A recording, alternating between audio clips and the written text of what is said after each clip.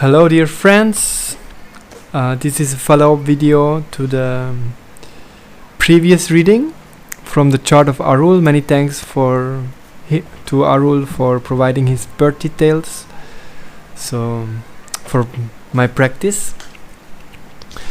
In the last we were considering about his 7th house affairs, marriage, relationships and so on. And we determined that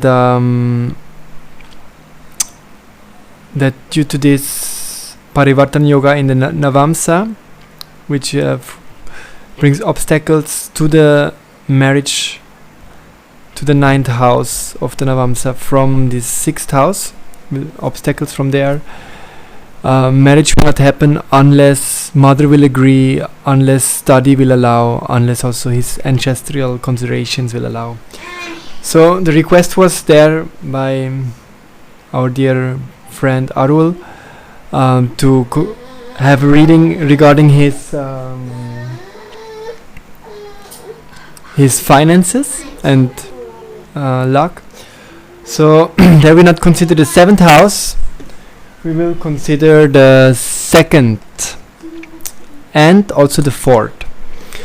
Because the 2nd house, that is the wealth, the stored wealth, and the wealth we particularly need to fulfill responsibilities, to pay the bills, to maintain our family, to maintain our physical self.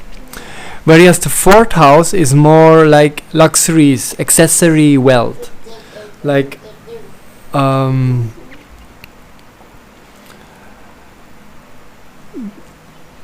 not things that are not absolutely needed to survive, but which are just nice to have, which will increase the life standard and life comfort and so on. So if we consider the Rasi chart, the D1 this here, which gives us information about the life path and the body, there we can see that the 2nd house is Pisces. So Pisces is ruled by Jupiter, which is already a good sign, because Jupiter is a significator of wealth, because Jupiter is not only for creativity, karaka for children, and also moral and ethics and wisdom, but he's also karaka or a significator for income. So if Jupiter is not there, Jupiter will be in bad condition. That means income also will be in bad condition. So we earn through Jupiter. So we can see Jupiter in his case is in his own house in Sagittarius, and that is very good for Jupiter. He's joined by a friend, Mars, which is great. Mars is helping Jupiter, is making him stronger, delighting him.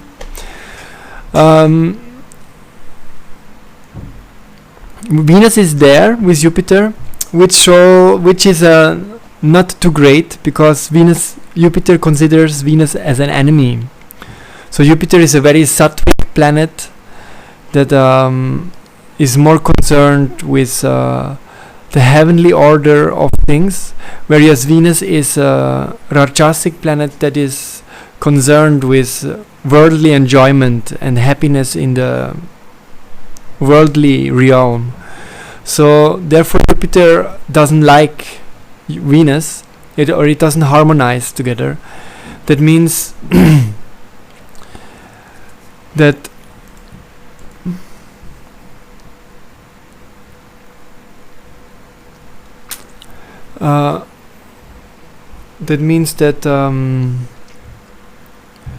Jupiter will take some beatings from Venus, in the terms that the person will be a bit more materialistic minded, a bit less have a less spiritual approach to life, a lesser spiritual understanding to life, but will be more concerned about materialistic things. And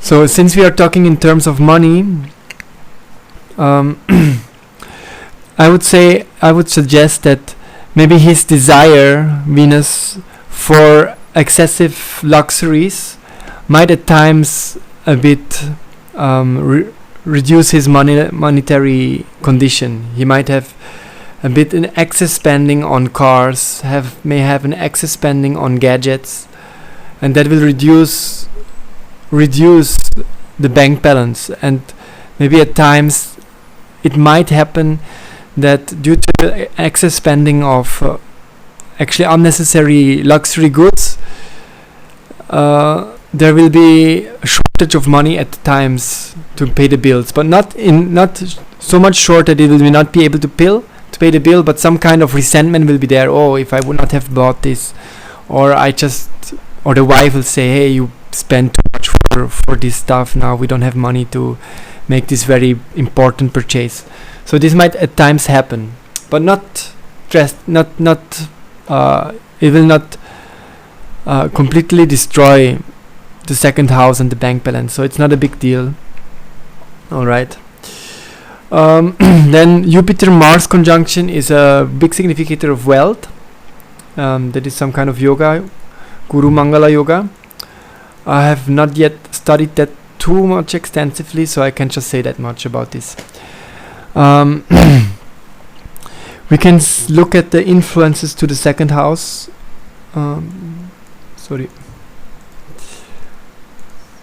Second house influences. Mars, which is involved in this wealth yoga, is looking there. Then Jupiter himself, who is the significator of that, looking there from his own house. So definitely this person, also our dear brother Arul, in his whole life, he will never have shortage. He will never go through a time of poverty. There will be always enough money to pay the bills and uphold and maintain his family. So there will be no problem into that. If we see from the Hora chart again, Guru Mangala Yoga is there in the 9th house, and Mars is building again a Parivartana Yoga with Sun. Sorry. That was a mistake. Where I saw somewhere else I saw Parivartana Yoga. It's not here. Mercury. Yeah.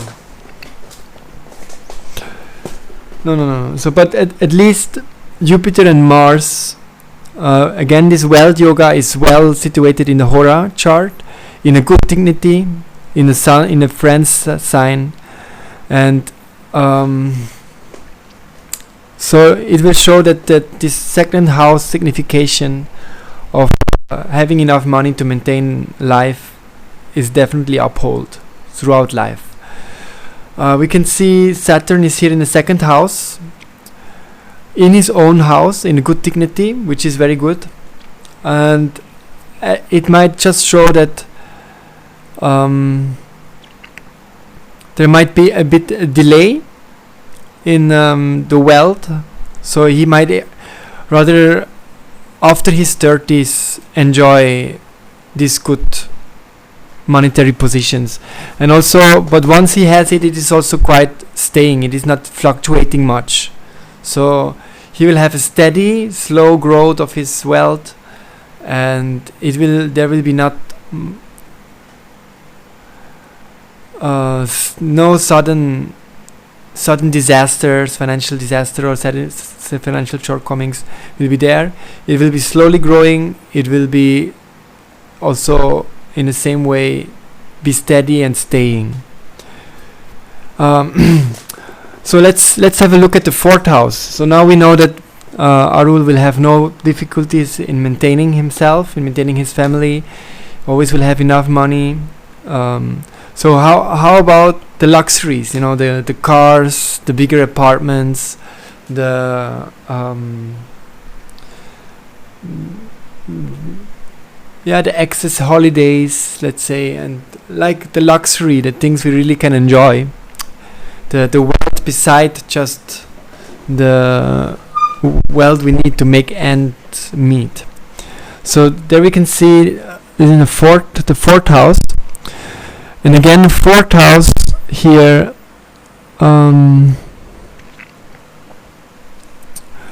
is ruled by Venus. Venus is in good state. Mars is not an enemy to Venus. Jupiter is not an enemy to Venus, and Jupiter, whoever joins Jupiter, will delight Venus. So Venus may give some trouble to Jupiter, but Jupiter will give good things to Venus. So therefore this house is definitely well maintained.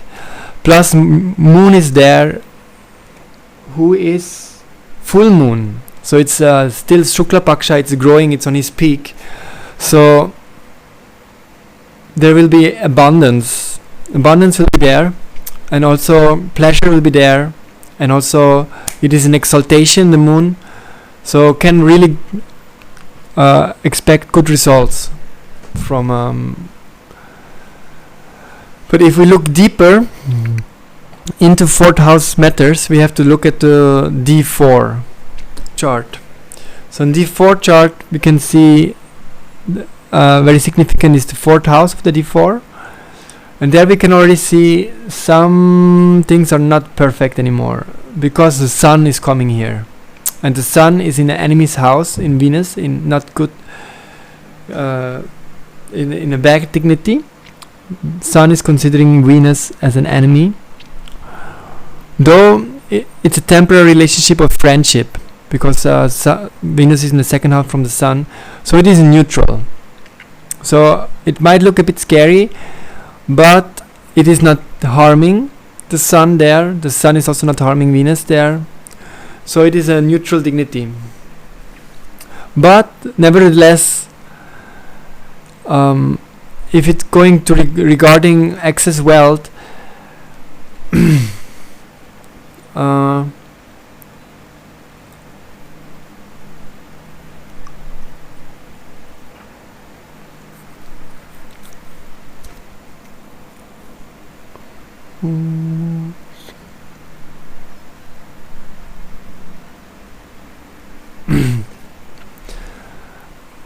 it will mostly a smooth part. We can see here the sun is in a Venus house, Venus is in a Mercury house, Mercury is in a sun house. So this is like a triangle, and there is no bad house involved there. It's only the fourth, the fifth, and seventh, and there is no sixth house of troubles, of delays. There is no eighth house of sudden accidents and sudden changes and bad things that happen. No 12th house of loss involved in this triangle here. So here the native will have luck. 5th house matters. The native will have good help from partners and spouse, and also will have support from mother's side. Will have also good things in regard of land and properties. So can say that there is not much hindrance. There is no hindrance there. Some feeling might be there that, like, the sun is the intelligence, how we lead our life, and though there is nothing to worry, but still some kind of crunchy feeling is there that actually I would like to have it in a different way. So we can already see that if it in terms of luxuries and excess wealth, the path is really smooth. Everything will go quite well, but some dissatisfaction will be there. Like, the things are not exactly going as planned, because sun, though the things go well, it's neutral here, is no problem. Mercury is considering the sun a friend. Mercury is in good dignity. Moon considers the sun as a friend. Only thing is Mercury considers moon as an enemy. So there, in this triangle, the sun considers Venus as an enemy, though the dignity is okay, but still some feeling of enmity is there, and also here some enmity there. So we can already see that Mercury is the planet of planning.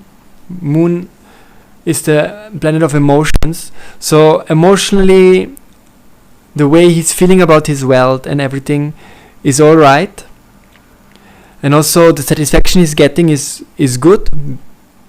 But the way he would have planned it, there is some dissatisfaction, because we can see the two planets of planning the life part, the sun plus his messenger. The sun is the king and the Mercury is his messenger. These two planets, they're taking some beatings here, or some ill feelings they get. So when, like, let's say he will go for a holiday, the holiday will be smooth, the holiday will be nice, he will have some satisfaction there, but he will feel relaxed, he will have a good time, but I would have liked to visit that place, but it could not work, so some kind of disappointment will be there. Or like he has a very good car, he will be happy about it. The car is beautiful, is beautiful, it does what it has to do, but actually I would not have liked the Mercedes, I would have liked the BMW. Some type of these things I imagine are going to happen, and this is due to Sun not being in a Venetian house, and Mercury being conjunct to Moon.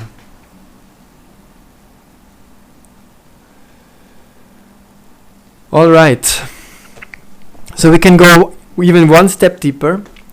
We can look at the D16, and D16 is the happiness derived from the physical things that we can see from the lower divisional charts. So from D1 to D12 we see the physical things that are presented to us, and then D60, D20 and D24, they're about how we connect to these things. So, and the D60 is about how we derive happiness from these things.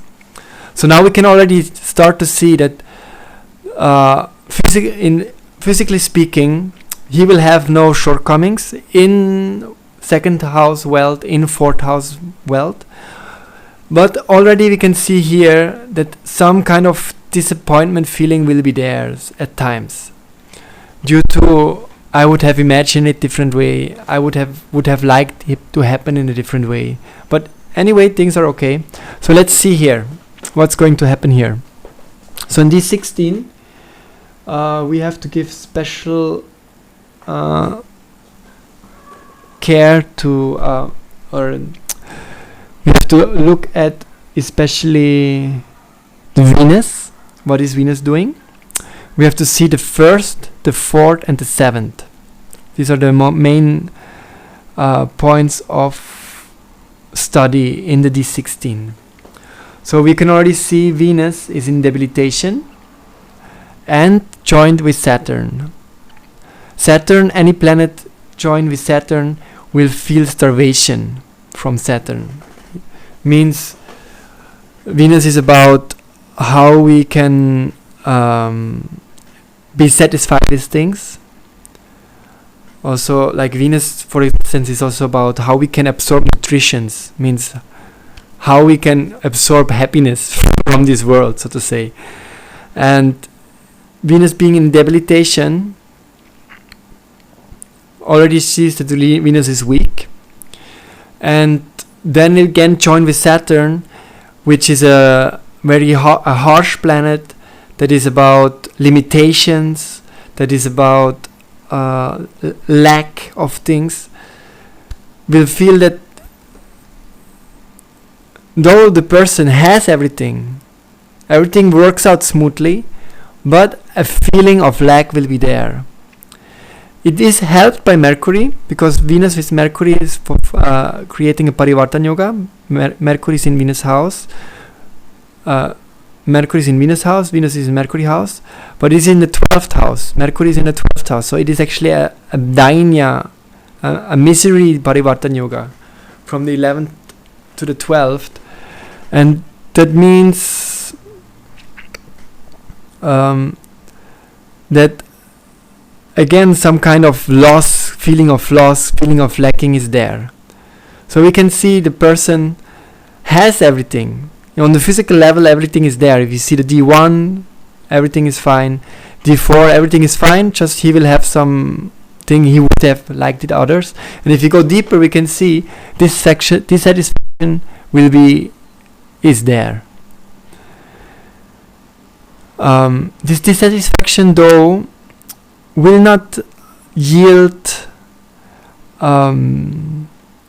like misfortune, I would say, because after all, Mercury is considering Venus a friend. Venus considers Mercury a friend. Saturn considers Venus a friend, and Mercury a friend. So they're all in good dignities. That means misfortune will not come from this, but it will definitely give a bad feeling only. So if we see the 4th house, Mars, which is important, Moon here, we can see Moon again is in an enemy house. In Saturn is an enemy house, so Moon also will take some beatings from the Saturn.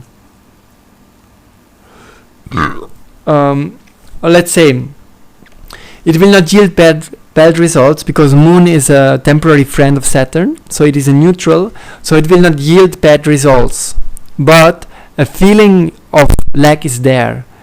I have not gotten enough. I am not nourished enough from all these things I have. I still feel kind of not satisfied. The satisfaction is the Venetian satisfaction is missing. The nourishment is missing from Moon. But we can see Saturn is good. Though Saturn gives trouble to Venus, but Saturn is delighted by Venus. And in two ways. By Mercury, because in a Mercurian house, and by Venus, because Venus... so it shows that despite not feeling satisfied and despite feeling okay, I'm not getting enough, the person will be able to tolerate it and still go on with life and just understand, okay, life is just like that, so that's all right. Especially Jupiter also in your own house, that will give some spiritual understanding. So then the 7th house, Mars. Mars is in a Venetian house. Venus is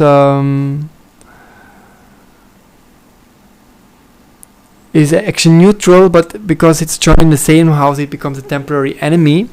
So Mars actually is in an enemy house, in dignity-wise. That means at times there will be felt some dissatisfaction, this 16 is about the happiness we derive from all these things.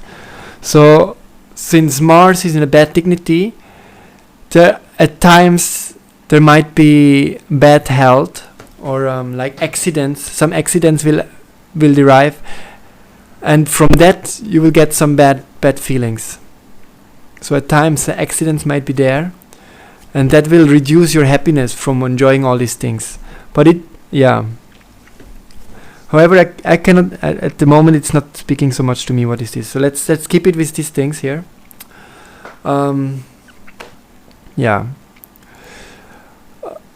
We could go into higher divisional charts, but I don't want to do that in this video. I don't want, and also for that we have to be really sure that the birth time is accurate.